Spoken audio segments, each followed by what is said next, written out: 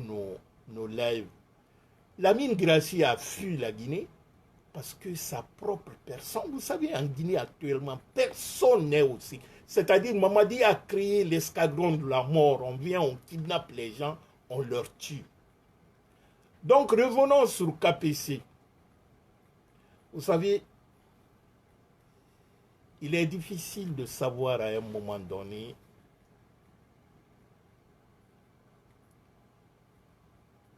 on ne peut pas évoluer dans l'hypocrisie, dans la cachette. KPC, tout le monde savait que KPC, il apportait le soutien financier à des partis politiques, mais de façon discrète. Tout le monde le savait. Mais le faire publiquement et l'assumer, c'est avec Mamadi. Mais il ne l'a pas fait à bon gré. Ça, ce n'est pas pour le protéger. Parce que quand tu négocies avec le diable, les conséquences, il faut l'assumer. Mais comme maintenant, il le fait publiquement, nous le considérons comme un homme d'affaires politicien. Parce que KPC profite du bien public de l'État pour faire sa recherche. KPC n'a pas créé la recherche, mais s'est accaparé de la recherche publique pour faire son fonds. C'est-à-dire, ce n'est pas quelqu'un qui a créé quelque chose, qui a eu l'esprit entrepreneurial. Je vous ai parlé le début de ces affaires. Même ça, il y avait toujours ce jeu loup-là, et puis l'hypocrisie et la trahison. Donc c'est quelqu'un, nous avons tous vu l'évolution de Mohamed Silla ici, avec Futurex. Mais ça serait le sort réservé à KPC. Bien entendu. Et quand j'entends ces communicants, parce qu'aujourd'hui, il a de l'argent, il donne aux gens, il faut laver mon image sur les réseaux, on le compare à qui? À Dangote, je crois, du Nigeria, qui a soutenu Mohamed Bouhari. Mais Mohamed Bouhari n'est pas venu à la présidence par coup d'État. C'était un candidat déclaré. Bouhari n'a pas tué les gens, il n'a pas pris le fusil pour faire le coup d'État pour venir. Mais KPC soutient quelqu'un qui a le sang sur ses mains, qui a tué, qui continue à tuer les gens. KPC soutient quelqu'un comme ça. Pourquoi KPC n'a pas soutenu publiquement Alpha Condé? Le troisième mandat, il y avait eu des demandes. Il n'a pas soutenu. En 2010, il a dit, il a donné l'argent à Alpha et à Sindou Dalé, mais il n'était jamais sorti dans les médias pour sauver. Parce qu'il se met lui-même dans ce conflit d'intérêts. Toi, tu travailles, parce que KPC, tous ces marchés, tous les marchés qu'il a, c'est les marchés de l'État. Donc il y a conflit d'intérêts ici, et tu as le soutien de ce même État. Même si demain, on te donnait un marché que tu méritais, où tu as bien fait, les gens vont dire, ah, c'est les faveurs, c'est les prix de son soutien. C'est dans ça que KPC se met. Donc, dans la nouvelle posture de KPC, politico-affairiste, il sort de l'ombre. Autrefois opérateur économique, aujourd'hui Kerfala Persan Camara sort publiquement du ténèbre de la clandestinité au risque et à ses périls. Parce que KPC suppose que pour jouer sa partition pour Mamadi, pour avoir encore la confiance de Mamadi, il faut venir faire l'éloge de Mamadi, même s'il sait consciencieusement que c'est du mal et que c'est faux ce qu'il dit, tout en assumant les conséquences demain. Si ça ne marche pas. Donc c'est ça, la sortie, ce que veut dire la sortie de KPC. Moi, je n'ai rien contre KPC. À la limite, si c'était un citoyen ordinaire qui n'a pas de l'accordance, conflit d'intérêts avec les marchés publics de l'État, mais Makanira l'a fait, on s'en fout. Il y a tant d'autres, combien? Mais KPC, compte tenu de sa situation Parce que tous les travaux, tout l'argent que KPC gagne, c'est le marché de l'État. Quand tu enlèves le marché de l'État dans les affaires de KPC, il n'a plus d'affaires. C'est comme Mamad Silla, il était comme ça. C'est la même chose. Seulement Mamad Silla, lui, dès le départ, il a déclaré, quand c'était son ami, son producteur et tout ça. Mais KPC, c'est par contrainte et par opportunisme. Mais donc, il doit se préparer pour récolter les conséquences par après. Et que ces communicants arrêtent de comparer Elon Musk ou bien d'emboîter que partout au monde, les hommes d'affaires participent à la... Non, soyons sérieux. Ceux-ci ne sont pas en conflit d'intérêts avec leur État. Celui qui a soutenu Trump aux États-Unis, il est mort. Lui, tout le monde sait, c'est le plus riche au monde à l'heure là. Tout le monde, Tesla et tout ce qu'il crée là, il n'a pas attendu Trump pour être riche. Mais KPC, sa richesse vient du pillage du pays. KPC fait partie du système qui détruit l'économie de la Guinée. C'est ça le problème. Maintenant, comme il s'affiche publiquement, nous allons parler aussi publiquement. Mais ce que les gens doivent comprendre, tous ceux qui crient là, qui font des éloges de Mamadi, qui font semblant qu'ils soutiennent Mamadi, parce que quand vous remarquez de près, c'est les nouveaux riches qui sont enrichis pendant la transition là, qui sont partout à l'intérieur du pays, partout, qui font une campagne pour Mamadi. Mais ils ne le font pas pour l'amour pour Mamadi, ni pour un devoir patriotique. Ils ont peur de demain, ils ont peur de perdre ce qu'ils ont pillé à l'État. C'est-à-dire, ils le font pour protéger ce que eux-mêmes ils ont gagné dans cette situation de pourriture.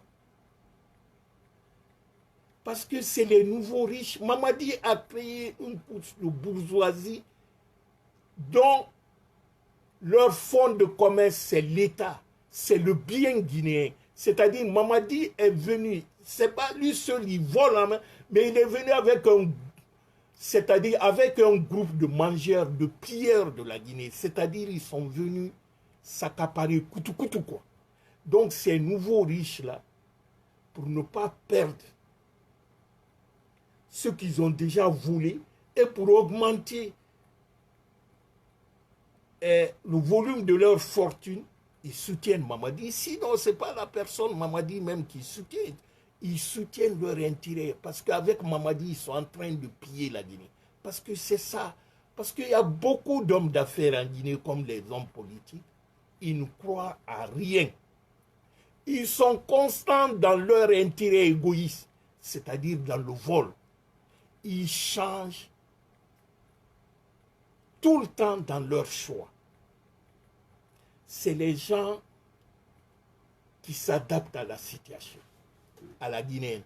C'est-à-dire pour eux, la Guinée c'est une vache à lait et que tout le monde doit tirer sa partie. Ce pays-là ne sert à rien. C'est-à-dire, c'est les gens pour eux, ils n'ont aucune dignité. Donc le pillage du pays à ciel ouvert, c'est ça qui s'organise. Mais ce qui est dommage dans tout ça, c'est qu'ils deviennent un modèle négatif pour les jeunes. Les plus jeunes, ils prennent l'exemple sur ces gens-là. Aujourd'hui, quand vous voyez en Guinée, les vanoupiers qui étaient en Occident ici, ou assis quelque part ailleurs, sont eux qui sont rentrés en Guinée, ils sont devenus riches. Parce que leurs amis, c'est les Papa Fofana, leurs amis, c'est les Bill Condé, c'est Mamadi, c'est Giba Diakité. C'est-à-dire, on donne les marchés de l'État à des gens incompétents qui viennent en une semaine, ils créent une société de construction, on leur donne un contrat de 10 milliards, de 500 milliards, quelqu'un qui n'a même pas une expérience d'un mois. On le donne ça, mais regardez les travaux qu'on fait, leur affaire de génie route là et tout ça. Tout ça est venu dans ça. Mais ce qui est dommage, on crée chez les jeunes qu'on n'a plus besoin de faire les efforts pour imaginer, pour créer tout ça. Il suffit d'avoir un réseau de grands proches du pouvoir. C'est fini. C'est ça pour eux. Ils mesurent leur réussite à partir de ça. Parce qu'une fois ils voient ce grand qui donne les chaussures Nike ou les téléphones iPhone 16 à son go, à son petit, eux mesurent leur portée, c'est-à-dire leur réussite dans l'avenir à travers les marques que ces jeunes filles ou les jeunes petits des grands là ou les grands là portent. Donc voyez-vous, cette jeunesse sera toujours dans la perdition. Parce qu'il ne sait pas que tout ce qui brille n'est pas de l'or.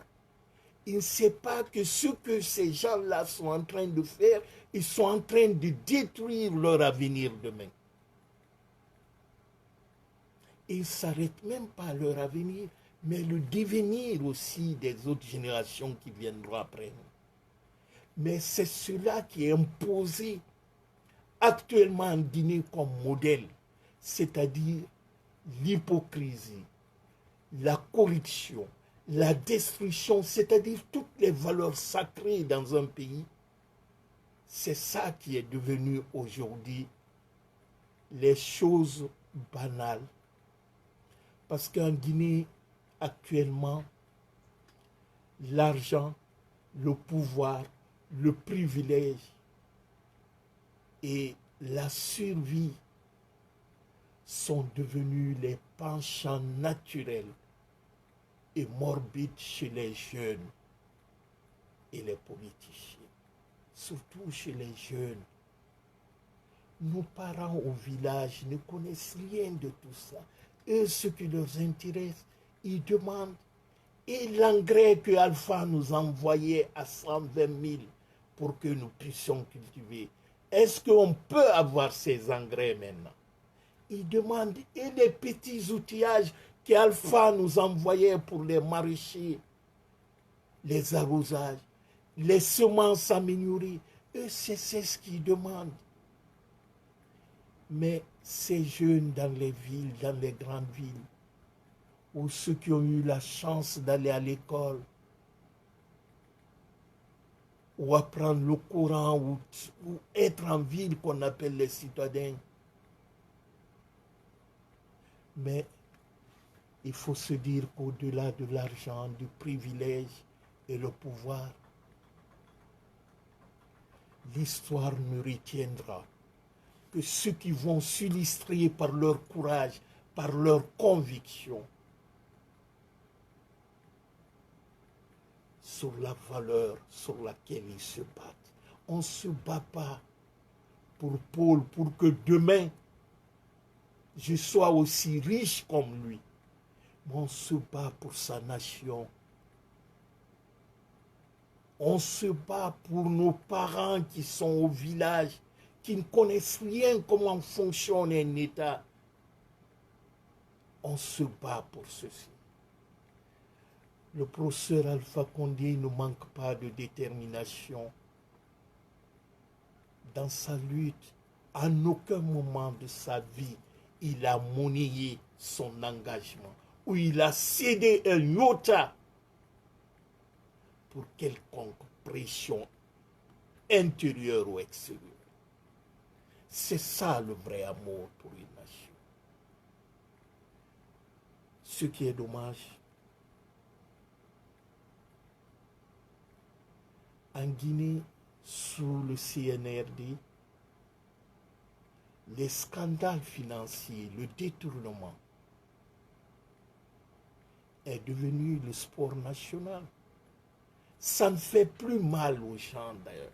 C'est-à-dire, il y a eu tellement de scandales financiers qui sont devenus même banals. De sorte que personne ne s'en préoccupe. C'est-à-dire, l'anormal devient normal. Il n'y a pas un mois ou 2 semaines sans qu'on parle de scandale. Il y a eu plus de 100 millions de dollars détourné, qui a évaporé dans les caisses de la douane il y a 2 ou 3 jours de cela. Il paraît qu'on a arrêté tout le staff informatique et tout. 100 millions de dollars, imaginez-vous. C'est plus de, si je ne me trompe pas, 1000 milliards de francs guinéens, ça. Imaginez-vous qui disparaît. Mais, chers compatriotes, l'agent judiciaire de l'État a dit, 2 mois après le coup d'État qui a eu 426 milliards de dollars qui a été détourné, 2 mois après le coup d'État dans la caisse du CNRD. Mais on a vu le rapport de l'inspection générale de l'État ici. C'est-à-dire, c'est banal maintenant, quoi. C'est-à-dire, la corruption. On ne parle même plus de la corruption.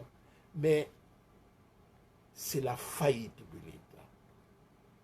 Parce que la Guinée, à l'heure là, en récession, vous savez, un pays en récession, on ne parle plus même de l'inflation et tout ça. L'État n'arrive plus à fonctionner normalement comme un État. C'est-à-dire, on devient un État voyou.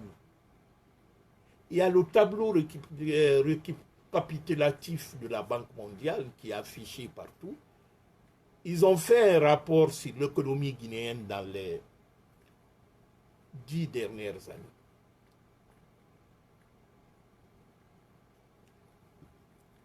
La Banque mondiale a dit, excusez-moi,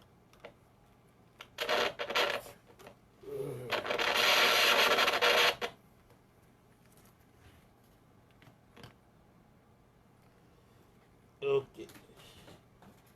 La Banque mondiale a dit que, il dit de 2014,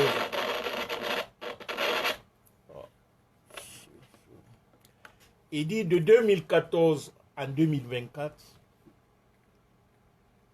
il dit que tous les données macroéconomiques montrent un ralentissement de la croissance économique en Guinée. Il dit depuis le coup d'État du 5 septembre 2021, la croissance qui était à 7% avant le coup d'État en 2020 est retombée à 4,2% en 2024. Donc il y a eu une diminution de 3% de croissance. C'est trop. Ça veut dire que la Guinée, la production des biens et services à l'intérieur de la Guinée a diminué de 3%. C'est-à-dire de 7%, on est tombé à 4%.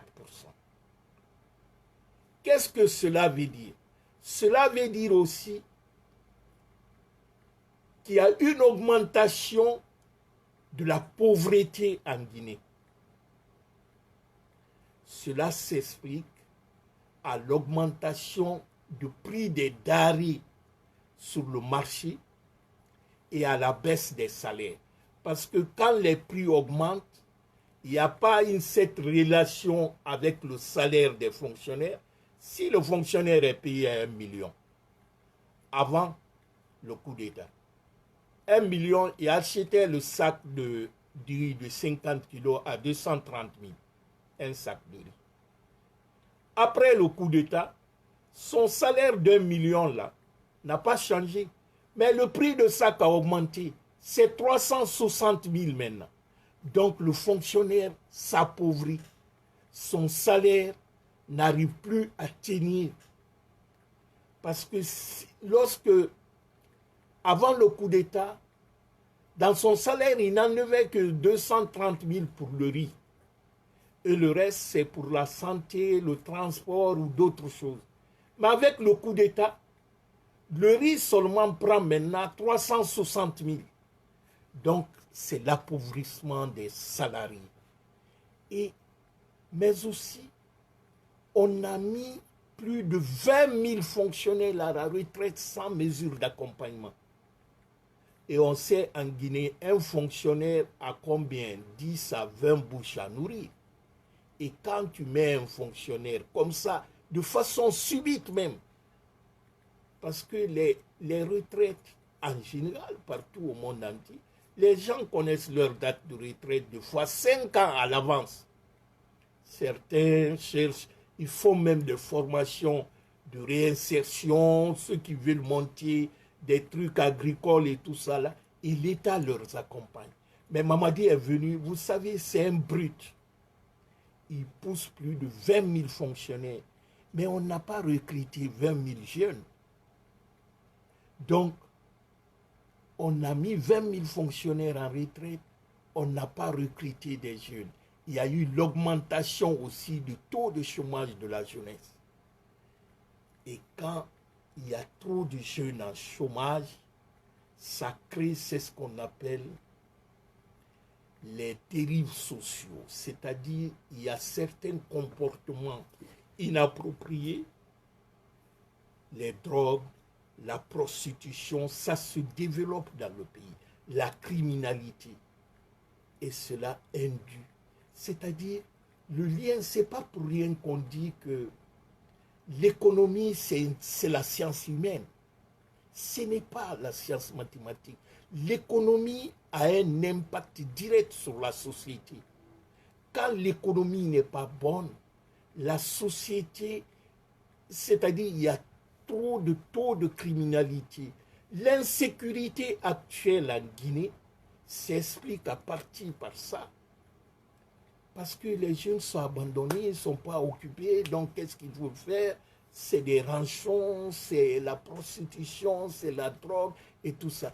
Tout ça là combiné fait que, avec le coup d'État, ça nous a enfoncé dedans. Selon la Banque mondiale, il dit que l'augmentation de la dette publique guinéenne est d'ordre de 3 milliards de dollars. Et avant le coup d'État, c'était 1,5 milliard de dollars. Maintenant, on est passé au double. En 3 ans, on est à 3 milliards de dollars. Et demandez les Guinéens, qu'est-ce qu'on a fait avec l'argent là? C'est que Mamadi a pris l'argent là, il a empoché pour lui, ses ministres ont empoché, il est parti acheter les armes et il est en train d'acheter la conscience des Guinéens, c'est-à-dire ce qui doit servir au développement, à la construction des routes, à la construction des dispensaires, des trucs. Mamadi prend ça pour faire, c'est ce que j'appelle son plaisir personnel. Acheter les armes. La Guinée n'est pas en guerre. Acheter la popularité. On ne peut pas acheter la popularité d'un peuple. Maintenant, avec leur slogan, parce que pour eux, tout est artificiel chez eux. C'est-à-dire, ils sont venus dans le mensonge, faire rêver les gens, Simandou 2040, Simandou 2040. Mais demandez, Mamadi, à l'heure là, la Guinée exporte 100 millions de tonnes de bauxite. Quel est le retombé du bauxite là? Autant d'Alpha Condé, 15% des recettes minières étaient versées dans les Anafriques. Il n'y a pas une sous-préfecture en Guinée qui n'a pas une réalisation d'Anafrique et tout. Mais Mamadi est venu, ça a disparu. Et pourtant, les recettes minières rentrent. Mais ça va où? Aucun Guinéen ne sait. Et quand le même bonhomme vient vous dire Simandou 2040, mais dites-vous de vous publier le contrat même, réactualisé lorsqu'il est venu, les contrats qu'il a signés avec les trucs là, de montrer ça publiquement, il refuse. Comment croire à un homme comme ça? Vous savez, ce qui fait mal en Guinée, dans notre pays, c'est qu'en Guinée, seul le pouvoir attire. Et seul le pouvoir compte. La Guinée, aucun riche en Guinée ne peut vivre indépendamment en dehors de l'État. C'est-à-dire, c'est l'État qui commande tout en Guinée. Donc, le Guinéen en général, surtout les jeunes ou les adultes ou tout le monde, chacun veut rejoindre ce papa gâteau qui est l'État. Même en enfer, tout le monde va chercher l'État. Tout le temps. Et pour la plupart des Guinéens, le chef en Guinée, le chef de l'État, quelle que soit sa façon qu'il est venu prendre le pouvoir, il devient le roi. C'est-à-dire, on lui donne le droit de vie et de mort sur chacun de nous. Donc, on devient ses captifs. On doit lui prêter l'allégeance et se plier en cadre sur ses volontés. C'est-à-dire, l'humain ou la dignité est tuée chez le Guinéen face à un chef qui soit légitime ou illégitime. C'est-à-dire, on a ce réflexe conditionnel que le Guinéen, surtout le jeune Guinéen aussi maintenant, que ce soit nos aînés, mais aussi maintenant, qu'on se dit que notre vie dépend du chef, celui qui est là. On est prêt à tout nier, à régner même à notre idéal humain pour faire plaisir au chef, parce que c'est le roi. C'est-à-dire, ma vie est liée. Ceux qui se disent croyants, il va à la mosquée, c'est faux. Ce n'est pas les hommes de foi. Tu peux être croyant, mais ne pas avoir la foi de croire que ton destin dépend du plus puissant de tout le monde. Mais ça n'a pas commencé par Mamadi Doumbouya. Hein? Et ça ne s'arrêtera pas, Mamadi Doumbouya, tant que nous vivons dans cet endoctrinement, c'est-à-dire cette facilité de soumission, de dire que c'est le chef parce qu'il est président. Toute ma vie dépend de lui. Mon existence est ici, au-delà, ça dépend de lui. Je suis prêt à régner tout, même mes parents, je suis prêt à leur dire merde pour satisfaire le roi, le chef qui est là. Mais vous savez, il y a toujours eu les mouches qui volent au-dessus du roi et que les sangsues s'en collent sur la peau du prince. Mais avec le temps, tout se règle. Pour ceux qui le donnaient comme mort physiquement et voire même politiquement, le professeur Alpha Condé va juste garder la foi dans son altruisme, volontarisme, qui est connu de nous tous. Le professeur Alpha Condé s'arme de courage et de patience habituelle pour se dire que ses compatriotes aujourd'hui le demandent. Parce que la situation de la Guinée aujourd'hui, là où nous sommes aujourd'hui, la seule personne qui peut nous faire sortir dans cette situation-là, c'est le professeur Alpha Condé. Il ne faut pas se hérer, il ne faut pas être... c'est-à-dire, ça n'a rien à voir d'être fan d'Alpha ou quoi. Mais il faut être réaliste. La situation dans laquelle nous sommes aujourd'hui, la seule personne qui peut nous faire sortir dans cette situation, c'est le professeur Alpha Condé. Et le professeur Alpha Condé, c'est quelqu'un qui a mené un combat long et héroïque.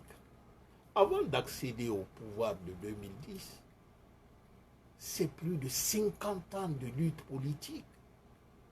Vous savez, la politique, ça ne se fait plus comme avant là, tu viens, politicien, on l'a élu. Si tu n'es pas connu dans le réseau mondial, tu es un chef d'État, tu seras là, mais tout va tourner. C'est-à-dire, il y a des choses que la Guinée a eues.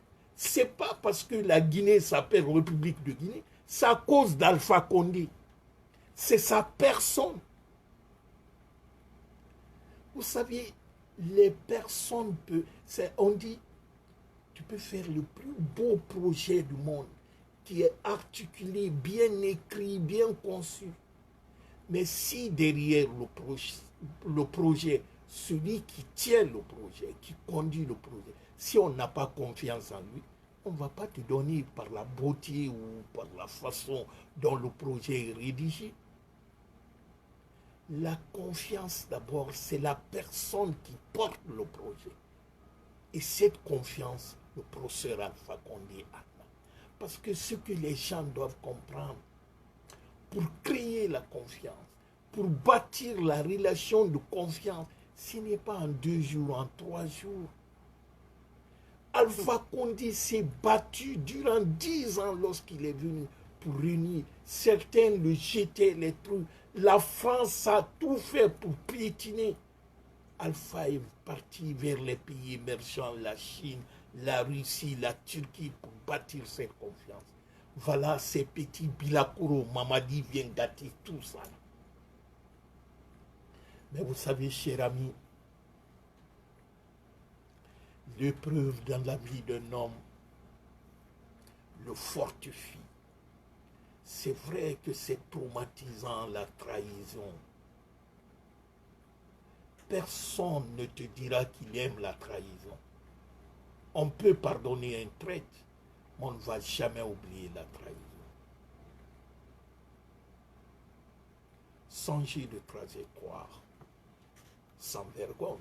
Il y a des gens comme ça qui réunissent sans crier leur engagement.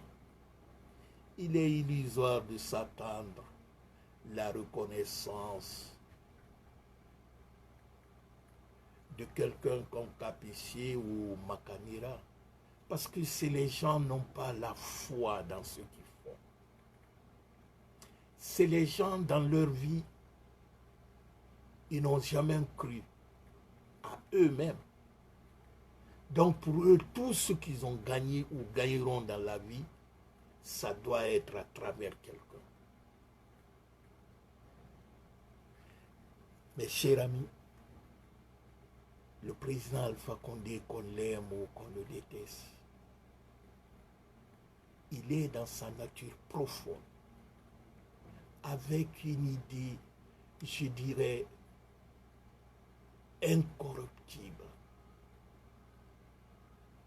Alpha a une certaine prétention de la vie, a une certaine compréhension de la vie qui est différente à nous tous. Je dirais même qu'il est en avance sur nous. Tout est inscrit chez lui, Alpha Condé. Il croit son destin. Il croit que tout ce qui est vrai et juste est normal et que les gens justes et vrais te suivront. Il a dit, répété, il dit ce coup d'état-là, on ne l'a pas fait pour la mauvaise gestion, pour ma mauvaise gestion, ou pour soi-disant troisième mandat. Il dit ce coup d'état-là, on l'a fait contre le peuple de Guinée. C'est un complot ordi en Occident pour enlever quelqu'un de Chine et pour mettre un pion, un légionnaire français qui est Mamadi Doumbouya. Ce coup d'état, c'est fait pour ça. Mais trahir est tout à fait normal en politique, il y a trop de traite. C'est parce que la nature humaine même est la traîtrise. L'homme, ce connu inconnu. On dit la seule personne juste sur cette terre, c'est toi-même.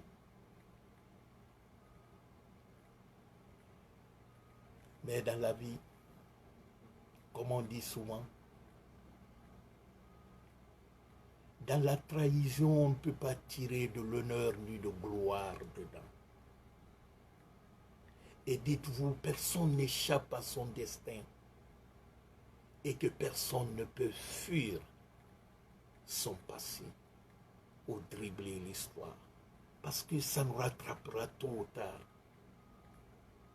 Tu le sais mieux que le professeur Alpha Condé, qui a eu plusieurs vies. Si vous savez ce que ce mec a subi dans sa vie, vous allez dire que c'est le coup d'État là est petit dedans. Lisez ces bouquins. Un Africain engagé. Vous allez apprendre beaucoup de choses sur le professeur Alpha Condé. Mais il a un dénominateur commun que tout Guinéen peut apprécier.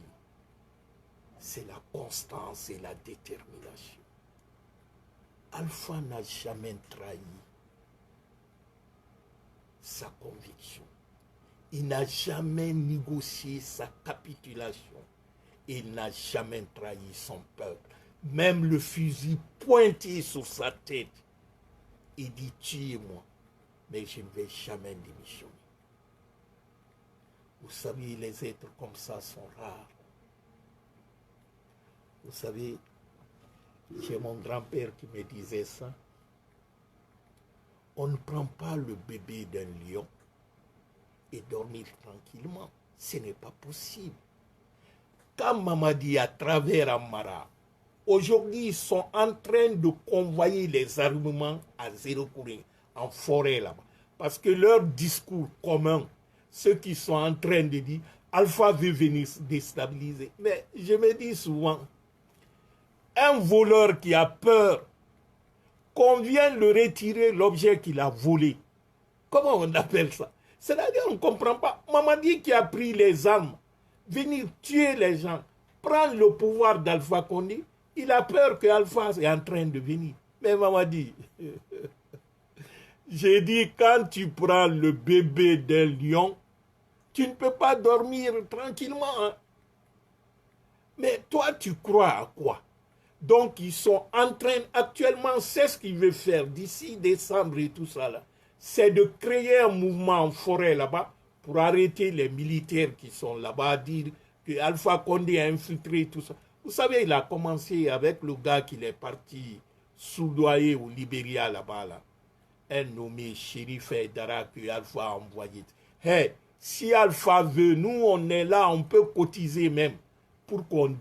Quiconque arrive à dégager Mamadi, il sera considéré en Guinée comme un héros. Quiconque arrive à tuer Mamadi, à l'éliminer, parce que Mamadi c'est un danger pour la République. Quiconque l'enlève, c'est la légitime défense. Donc, cette propagande-là, ça ne marche pas. Aucun Guinéen ne prêtera oreille à ça, dire que Alpha veut faire le coup d'État. Je ne parle pas les hypocrites et les malhonnêtes comme les François de Sénéfal. Ça, c'est les gens, les pourritures qui n'ont aucune dignité. Je ne parle pas d'eux. Mais tout Guinéen aujourd'hui qui arrive à éliminer Mamadi, à faire disparaître Mamadi et son système-là, il sera applaudi par 90% des Guinéens. La Guinée n'a jamais vécu cet état de fait, c'est-à-dire la souffrance, il y a la pauvreté, il y a l'insécurité, il y a... C'est-à-dire tout est catastrophique en Guinée. Donc faire un coup d'État, Mamadi, ça serait salutaire. Mais regardez, tous ceux qui le supportaient, les opposants, les Selou sont où aujourd'hui? Les Syriens, les Founkemangue sont où aujourd'hui? En Guinée, personne n'est en sécurité. Mamadi a créé les escadrons de la mort qui viennent kidnapper les gens et les tuer. Mais tuer le tueur, ça serait bien pour la population. Parce qu'il faut théoriser le terrorisme. Mamadi, c'est un terroriste en Guinée. Donc, tuer Mamadi, c'est la légitime défense en Guinée. Il faut que les Guinéens se mobilisent. Donc, la seule solution à l'heure là, c'est l'insurrection populaire ou un coup d'État fait par les militaires patriotes pour éliminer Mamadi. Il n'y a pas d'autre solution.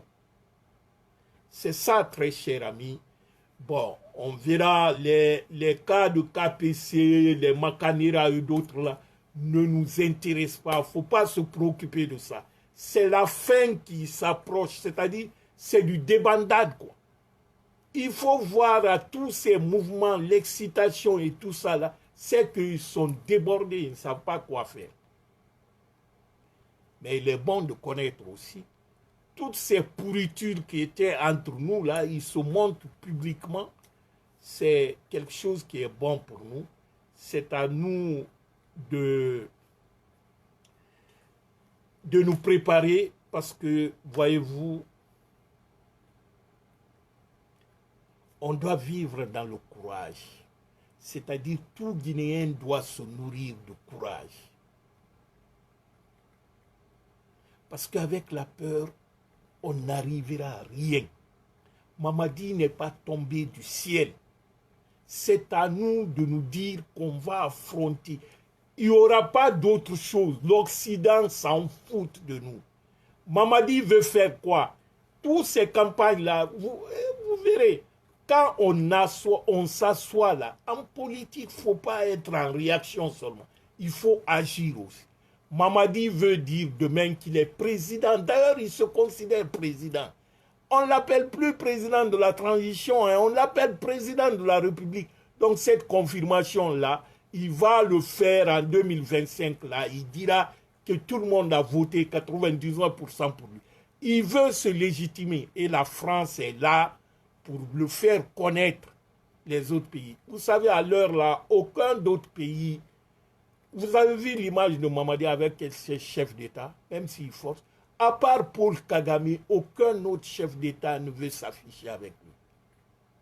Donc Mamadi veut nous lancer dans ça. Mais ce qu'il oublie, l'élection, la constitution, nous on s'en fout de ça. Tant que Mamadi est là, la Guinée sera instable. Il faut qu'il mette ça en tête. On sait aussi qu'il y a des Guinéens qui sont prêts à être vendus, qui n'ont pas de dignité. C'est le groupe des KPC, d'autres là. Il y a d'autres politiciens aussi hein, qui viendront s'ajouter. Ne soyez pas surpris les jours à venir, Makanera et d'autres là. Il y a d'autres qui viendront s'ajouter parce qu'ils forcent les gens maintenant de s'exprimer publiquement. Vous verrez Ousmane Kaba dans quelques jours ou les cabinets Komara et tout ça. Là. Parce qu'il met la pression, il dit sinon je t'envoie en prison.